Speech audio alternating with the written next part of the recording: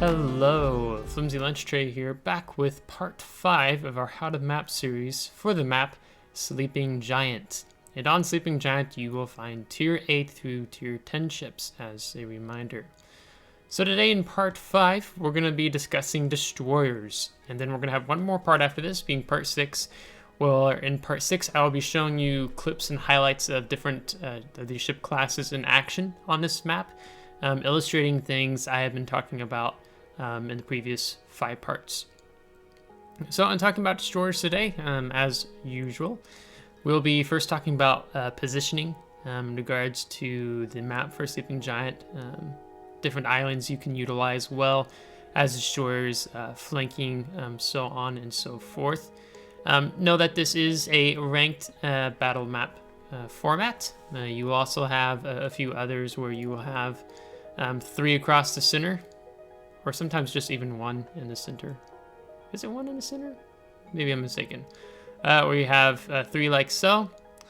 And then sometimes you also will get in randoms, you'll find we have like 1 here, and 1 here. My poorly drawn circles. But you have this for like domination mode. So know what I do talk about does have these types of things in mind and how to use the map. But just being mindful that I am aware that there are different caps set up like this. This is just a good map in my opinion, picture to use in illustrating what we'll be talking about today with destroyers for the map Sleeping Giant. So, and talking about destroyers with positioning, we're going to kind of mirror. We'll talk about green team, we'll talk about red team, and go from there. So we're going to pretend that there's more than just 1 destroyer, or that there's more possible options. In ranked, you start off in 1 group, but in randoms, there'll be like 3 groups kind of spread out across the board on the back line. But let's talk about if, for example, you're starting off in the center position, and the same would be applied, just different circles drawn from that direction. So, as we discussed, this map is definitely very, it's like alive, it's like a symbiote. Like as the battle progresses, as the battle evolves, your positioning will change. If the enemy's pushing down a flank hard against your team, or you're able to successfully push their team, the map's just going to look different as the battle evolves with regards to your team and the enemy team. So let's talk about kind of the first positions per se when it comes to this map. So starting off down here, often as a destroyer, it's good to hit this cap naturally as you move and progress through here. When you come through this area, there's kind of 2 ways you can play it from the cap, I would say. The first is, after you come up through here, you can play more in this area, or you can break off and go more for the flank. And note that, if there, for example, it was randoms match, if you had ships like here and here, you would just draw like a circle straight. So I would say this would be like the number 1 position, kind of like along through here as a destroyer. Now note, you do have to keep in mind with cruisers, if they're parked, radar cruisers, but naturally you kind of want to move up and you want to spot and find out what the enemy team is doing at first. So you go through here, or break off in a more flank motion. So you can have this area going on here. We'll talk more about that in just a moment. Coming back to the green team, the other standard, we've talked about this, and we're going to start calling this area the Thunderdome. I think that's what it's actually referred to as. You can come up through this way and hook in, or you can break off and go around this way. There's also the plausibility for some to even break off further and go to this position.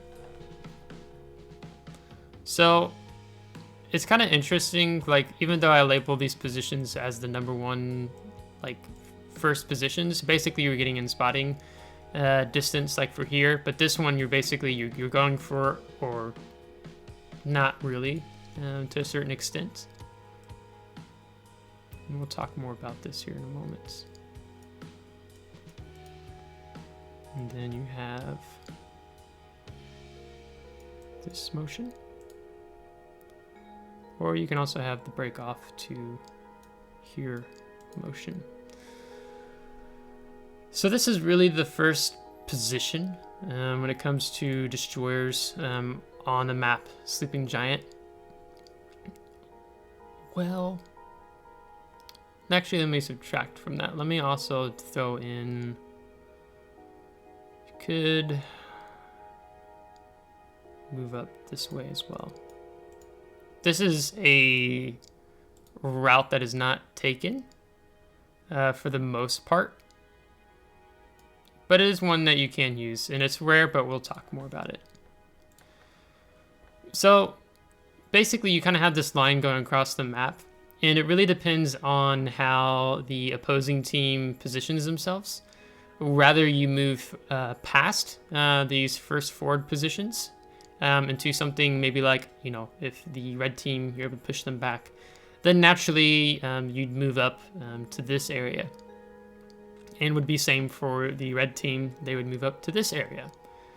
If you're you and the green team capture here, usually you focus a bit more on holding on this cap, but if the enemy team's not giving much opposition, then you begin to move out of the cap more towards the enemy team rear cap. Or the same for the red team. If you take this area, you're able to hold it. The green team is not showing much opposition, then it's natural you swing past, and you're kind of retracing these steps to a certain extent outside of this cross map, back and forth action that you'll be having here.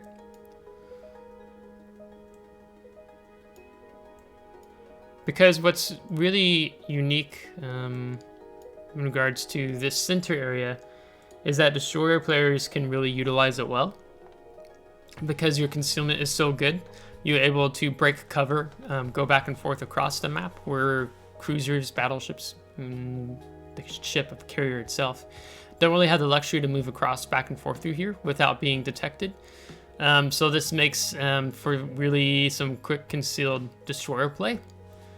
For example, if you take this cap and your team is falling back, you simply get to just break out of the Thunderdome, and you get to move into support, or maybe you even flank in around behind them.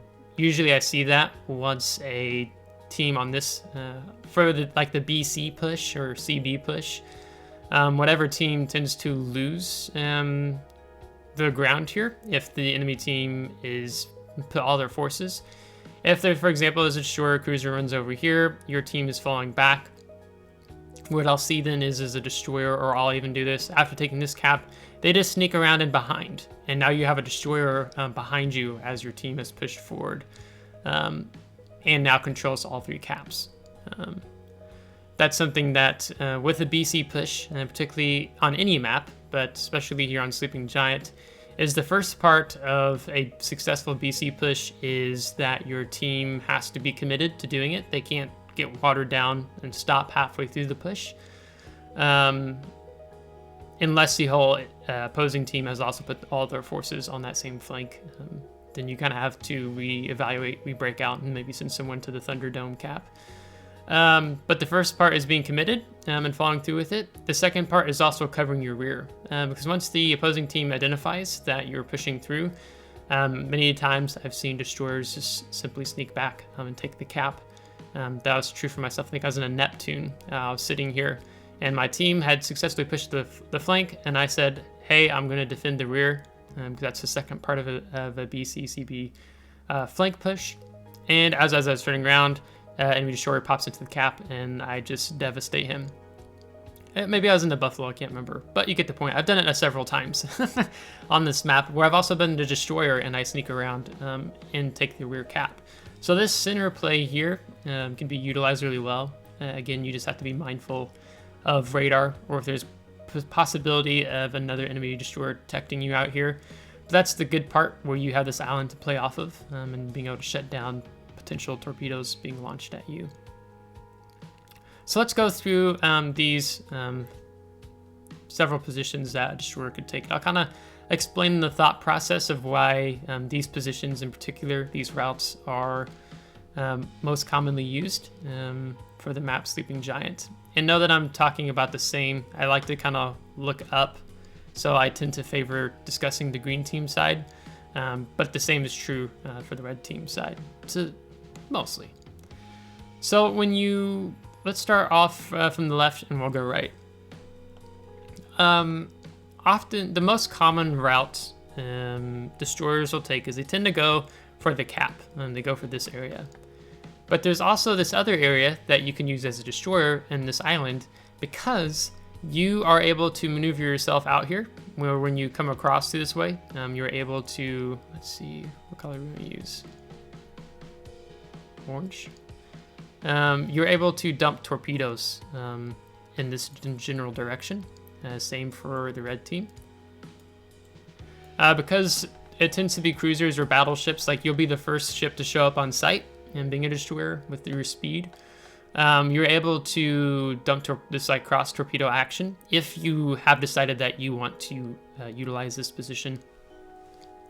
And cruisers and battleships tend to kind of hug the island around the circle here as they move up.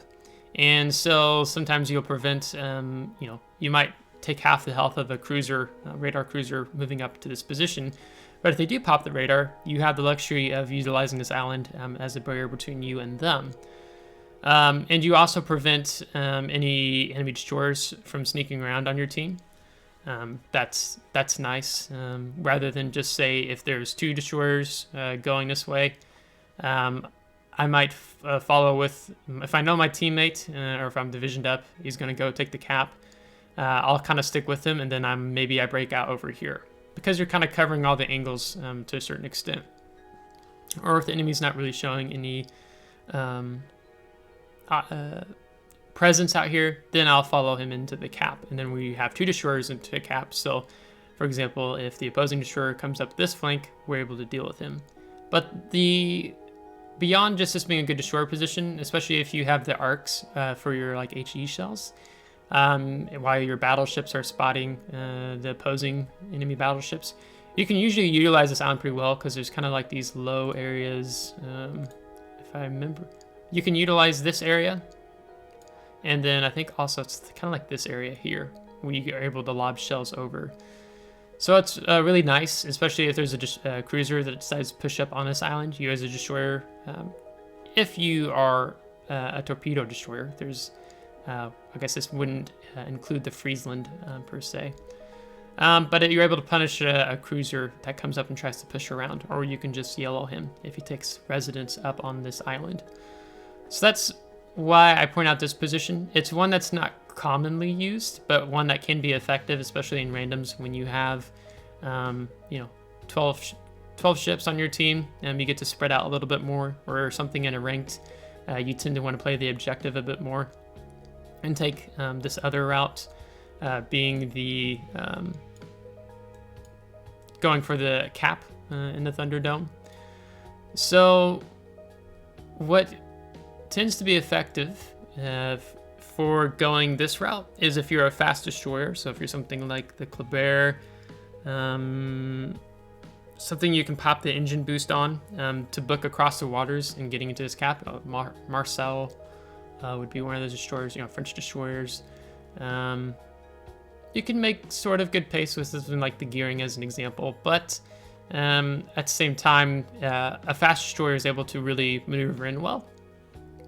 So when destroyers will tend to take this position, sometimes if you're faster, then that means you're able to take more of this defensive position once you've entered the cap. And then when the enemy destroyer shows up, you kind of already had the leg up, or you're already entering the cap, and usually they'll want to break off from you. But also when you make this turn, I like to dump my torpedoes. I need to start actually just making rectangles and not like circles all the time.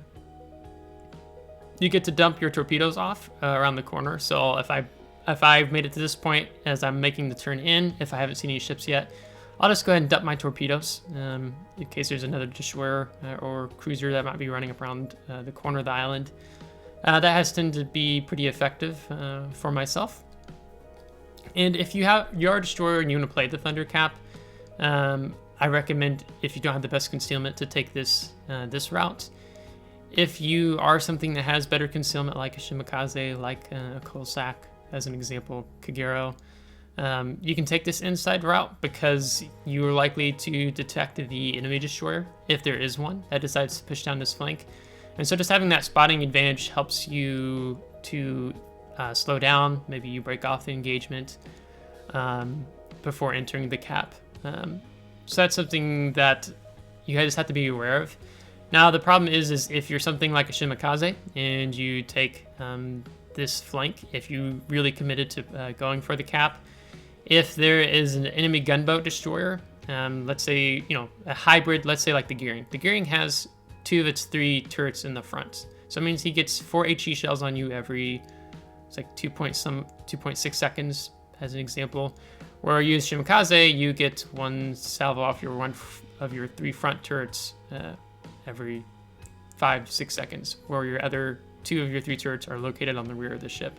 That's usually when you want to break off and kind of get the rear turrets turned around. And again, the same kind of holds true, whereas you break into the cap, you can dump your torps and move in. The great part about if you are able to move into this area as a destroyer is that you hold the defensive position, that if a ship wants to push into you, there's only 2 ways that they can move in onto you. And you're able to kind of use that to your advantage in being in that defensive position. So for example, if I'm sitting here, a cruiser moves around, comes out through here, basically he has to push right into me. And if I'm something like a British destroyer, I can launch single file torps. I can make his life quite painful. Or if I'm in something like the Gearing, you can't single launch torps in something like the Gearing or a Japanese destroyer, among other destroyers. You want to get more on their broadside to be able to effectively dump all your torpedoes in them. So that means you are likely to eat a salvo or 2 before those torpedoes land. When you are in here as a destroyer, to a certain extent you are blind. So if there's a cruiser out here or even battleship destroyer that has a radar going and they detect you in the cap, but you don't see them, that's just something you have to be aware of, because you could be positioned in here in the island and all of a sudden, it can be here and I get hydroacoustic searched. And I'm like, oh, well then that means I'm at least within, maybe I'm dealing with a German hydro, 6 kilometers, and I'm sitting in here. Then I'm likely to know that, okay, it's either coming from this direction or this direction, most likely. And then position yourself accordingly. Because if you are a ship that's moving into the Thunderdome and there's a destroyer in there, having the intelligence information of knowing where the destroyer is at in the cap is really vital, because then that gives you information of how you should play it when you enter the cap. So you get to use, this coverage. Again, remember that the terrain here, you can be spotted through this little break here.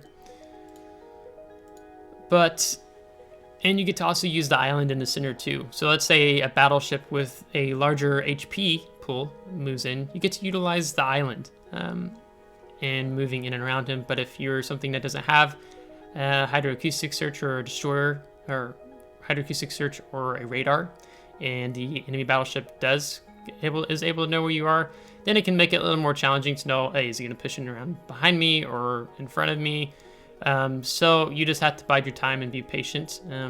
The worst thing you can do as a destroyer if there's a battleship's pushed into you is just make a run for it, because if the opposing ship is already in here in the cap with you, something like a battleship or cruiser, especially if they had hydroacoustic search or radar, you've basically put yourself in a unfavorable position because you're running away, and now they can just move around the island and start farming you for damage, or light you up with radar where you're not able to really get away. So you have to be mindful of what ships you're interacting with in the Thundercap if the opposing team does send a ship in.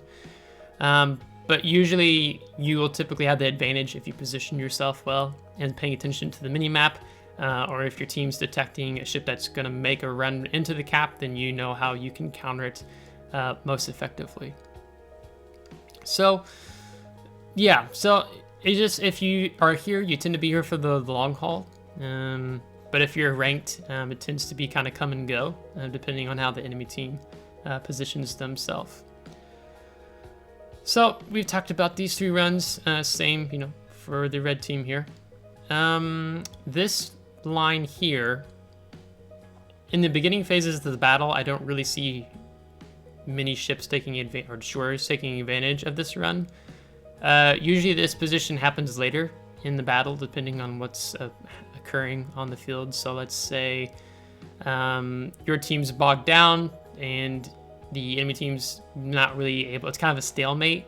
Usually at that point, then a destroyer might exit out of this area, and then they kind of move more along these lines because they want to be able to flank you. That's where I usually see more of this in line. Typically, yeah. But this is the least route that I see used among destroyer players in the opening phases of the battle, but it's one I see from time to time. Especially if there's a cap here in the center and you want to play the objective. For the exterior flank, we've kind of talked about in the cruisers how this like square is kind of like the danger zone for cruisers because you're out in the open. A lot of bad things can happen to you unless you're like a smoke cruiser example. But with destroyers, destroyers tend to like to dump torpedoes on smoke screens. So even if you're a destroyer and you smoke up out here, it can be dangerous for you to smoke up if there are enemy destroyers out on this flank. What I like about going, we'll get to this first, but what I like about going out to this flank is if I can win this flank against an enemy destroyer, let's say there's I have a buddy, let's say there's 2 destroyers. I go to this route, my buddy goes this route, and the same can be said for the opposing team. If I'm able to punish and destroy the enemy destroyer out here on its exterior flank, I have now opened up the access area for my team to go something like this for the position 1. I can now effectively move up and get some maybe even side shots on destroyer who maybe he's playing around these 4 islands with my friendly destroyer. And usually that makes the other enemy destroyer uncomfortable, where they'll back off, especially if you're able to run this area. Even the rest of the enemy team, let's say battleship cruisers, now that they know they have less spotting, they have less screening happening before them, it makes them feel more hesitant and not as likely to push in. Because if I'm on a cruiser and I'm coming down here and the destroyer on my flank gets deleted, then I know I have to play more cautiously because there's a destroyer who's unchecked on this exterior flank. It tends to be for myself. Let's see, make sure I delete the right circles. Let's get rid of those 2. If I'm able to win the flank, and then I will kind of make maybe this counter push in where I go for the cap. Or if you're something maybe even like a torpedo destroyer, like a Shimakaze, you start harassing the enemy team from behind. This doesn't mean you just abandon your team and go chase the CV if there's an enemy CV on the match. I see that happen a lot. But you stay present and you're able to dump torpedoes, because if there are battleships, for example, let's say the enemy team has most of their battleships, or they're kind of positioned like, let's say they have a cruiser here, they've got a battleship here, maybe they even have another battleship here, but they're more angled in. Their bow is facing my team down here. If I, as a destroyer, am able to get up on their flank, all of a sudden now I have a much longer surface area.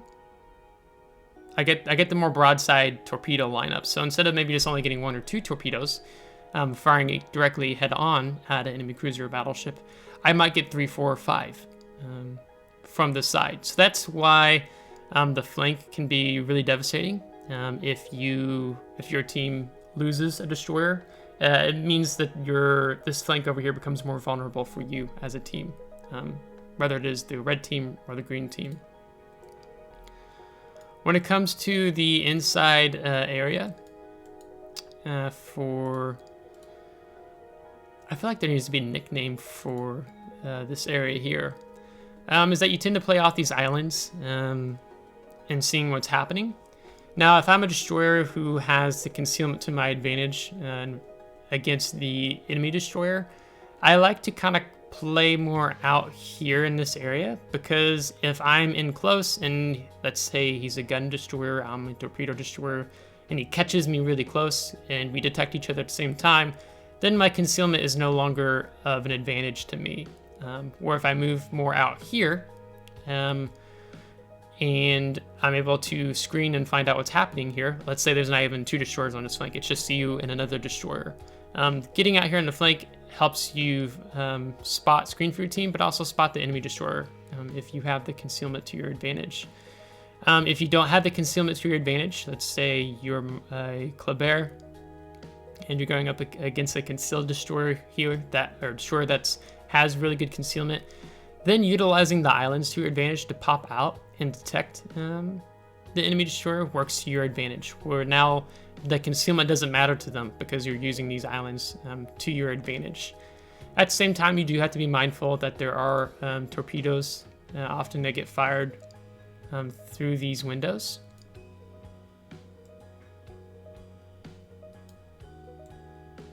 Something like that. And I mean, actually, we could technically make let's do that. Because in reality, most torpedoes go longer range than that.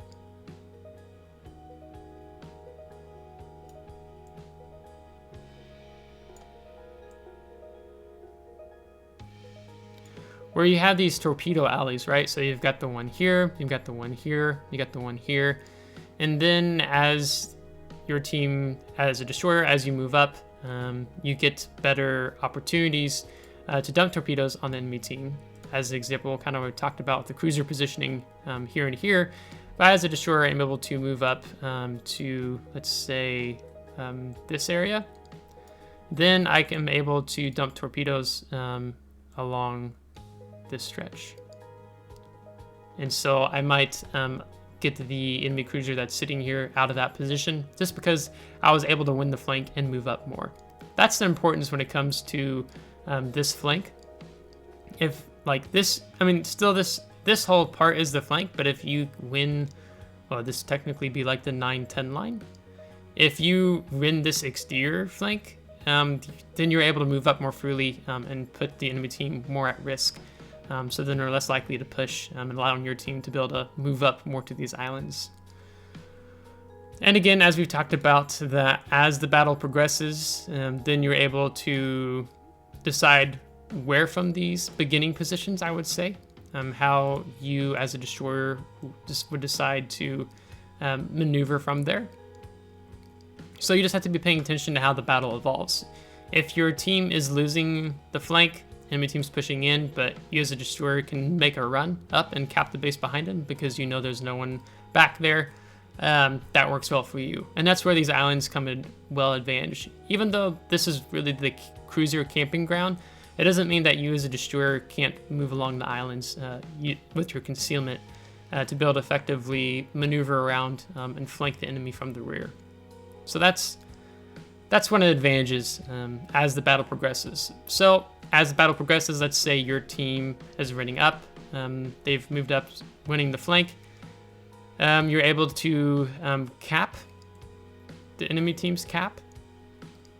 Then usually what I'll see, then maybe as a destroyer, you'd move more down this direction, or maybe you didn't make it that far, your teammates capped. And then you kind of cautiously move out through here. You can move out through here.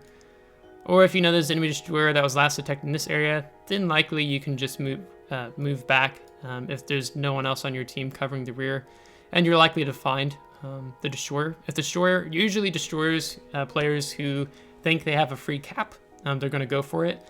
And so that's also where it comes into play. Like if I was a destroyer and my team we won this flank if I was enemy destroyer, where would I go if I was last over here in the Thunderdome? Well, if he thinks that most of us are up here, then I'm going to counter and go down here and protect the rear. So the same can be said, just as I painted these arrows, opposite for the red team, just vice versa. So there's a lot of opportunities on this map as a destroyer. It just depends on how well you're able to take advantage of it, depending on what's happening on the battlefield. And you get to utilize the islands to your advantage, but they can also, the islands can also play against you, especially if you're low HP and you just pop out here and there's an enemy destroyer sitting right here who is about to come in, and he just takes you for all your health because you were low. When you're a low health destroyer, this just goes for general, you want to not so much island hug, but you want to kind of like approach from more distance, put some more distance between you and the island if you're going to maneuver around one, because you're just putting yourself at a disadvantage if the enemy destroyer there pops up and is able to blap you. Like if I'm a destroyer and I only have 2,000 HP, and last known that the enemy destroyer had like 8,000 HP, and I think he's moving to the cap, then I'm going to play really cautiously. I'm not going to just sit in the cap as he comes around. Maybe I'll sit back here further, dump some torpedoes into the cap, so on and so forth. So your health pool will dictate how you position too, if you should be aggressive in your positioning or not aggressive. Because a live destroyer at the end of a battle who doesn't contribute much, or you're not able to contribute much because your health pool is so low, is a destroyer who is going to contribute to the points for your team potentially winning and not losing as points and giving the enemy team points, versus a dead destroyer who just yellowed in even though he only had 2,000 HP left. You do more of a service for your team the longer you are alive, even if you only have a couple hundred HP, but you play more passively from the rear versus putting yourself out on the front lines. So keep that in mind. Again, with these islands, there's like in part 1, we've talked about what islands are kind of low and how we've overviewed the map. You know, we talked about getting HE shells over here. You can also even do that as a destroyer down here along these islands, being able to lob some shells through. There was a time when it was enemy carrier and an Iowa were here. Or enemy carrier is back here, Iowa was here, enemy Iowa. And it was me and a Cossack and tier 8 British destroyer and my CV ally who was over here. I was able to utilize these islands here to one, farm and put HE shells on the Iowa as he pushed in. And then also, you know, you have the British smokes, but they're short duration but quick reload. But you get to utilize these islands because these islands are pretty low. So if there's an enemy team, you know, pushing either direction, you can kind of set up camp behind, farm some extra damage in, dump some torpedoes off, and then you can fall back even further. Because I played off these islands, being able to lob shells over and so forth, and the carrier helping me, we were able to kill the Iowa, and we had, I think we had this cap and we had the points advantage. So there was nothing that the enemy team could do to win. But that was the importance of staying alive, even though I didn't have a lot of HP left. Yeah. You can utilize these islands, of course. This one's high. You can't really like throw shells over it. And that's particularly even for the Thunderdome. As a destroyer, you can lob shells over pretty easily if there's enemy battleships pushing up this way, cruisers, so on and so forth. So you just get to look for where, depending on the battle and how it's progressing, where can I set up shop and work well? Because this map is not, I would say, as standard as most maps, because this map doesn't mirror itself from east to west. This is completely different than this. Where north and south, yeah, it mirrors itself, but from east to west, this map is completely different. So that's why I'm not really listing a position 2, a position 3, as I might normally do. Because you can't, depending on how the enemy team is positioned, if you're winning the flank, then of course, then a position 2, you know, for example, would be moving up here. so on and so forth. Because, yeah, for reasons. And those of you who played this map probably know kind of what I'm talking about with regards to that this map, it's just different from most of the World of Warships maps because it doesn't mirror itself from east to west. A lot of maps tend to mirror themselves east to west, north to south, but this one doesn't. So this map really becomes more decisive about winning the flank, or if you lose the flank, how do you respond in an effective manner. Especially even the last thing I think I want to, well, there's actually two things more I want to say. But if you have the 4-cap domination mode, then of course you get to play off these islands too, being positioned in those caps and defending those from the enemy team. But then as far as how do destroyers interact with the other classes, I want to try and make this short. You know, with carriers, you just have to be mindful of where they're flying at on the map. So most carriers are going to be flying more towards the flank. They want to potentially spot the enemy destroyer. Drink some water real quick. They're going to want to spot the enemy destroyer that's pushing up, drop fighters off. And that's kind of the advantage if you win this flank, as an example. You're less likely to get spotted by the enemy aircraft carrier, by the planes. And as a destroyer player, you should always be using the P key, meaning you alternate between turning your AA off or turning it on. So if I'm moving up, even the gearing, like gearing has it's got decent AA, but if I don't want to be detected by the enemy carrier flying around, then I'll turn it off. And then only when he's detected me will I turn the AA on. I don't remember what the detectability range is for the gearing by air when you have AA off, because it's got 5.8 kilometer AA bubble. But there's been many times where, I feel like I need to turn the AA on right now. He's like 3.1 kilometers away from me. And then he turns and flies a different direction. And if I turned the AA on, I would have given my position away. So don't turn your AA on until you are detected by the carrier, because the longer you can go undetected on this map or any map, the more you'll be able to use that to your advantage. Battleships, battleships tend to kind of hang out more in this area. If they do move in, you're able to punish that, even for the Thunderdome. So you just have to be mindful of where you are as a destroyer, and if a battleship wants to bully you with their HP pool. The German battleships tend to like to do that since they have that. Most of them have the 6 kilometer hydroacoustic search range. So if you're sitting in a smoke screen and there's a Gross Curfers charging you 7 kilometers away, that means he's looking to detect you with his hydroacoustic search. So then you should be bailing the smoke and falling back. Yes. So battleships tend to be more in this position, and that's why those torpedo pathings that we've talked about can be really effective. In terms of cruisers, we talked a little bit about that, how cruisers tend to like position here or even out here. You get to dump torpedoes in on them. You really have to be mindful if there are radar cruisers in the matchmaking. You need to find out where the radar cruisers are at before you are aggressive and push in. I, as a destroyer player, would play more passive until I know where the radar cruisers are. So let's say there's a Moskva in the enemy matchmaking for a ranked battle, but there's no other radar cruisers.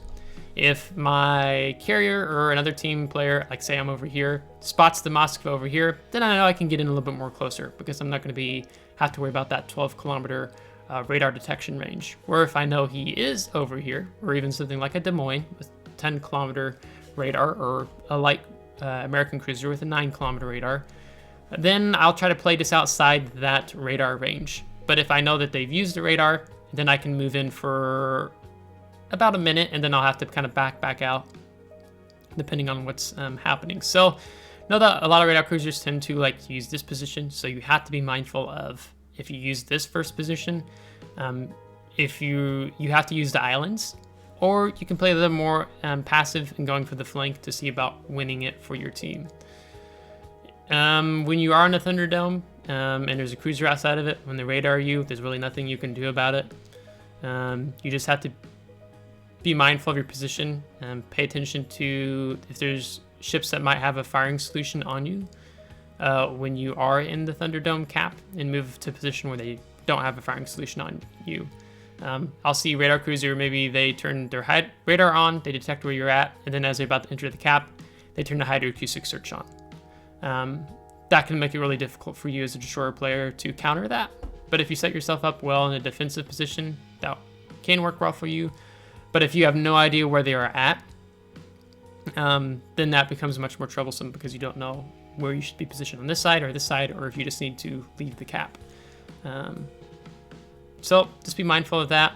In terms of destroyers, we talked about the types of engagements you can have with destroyer players.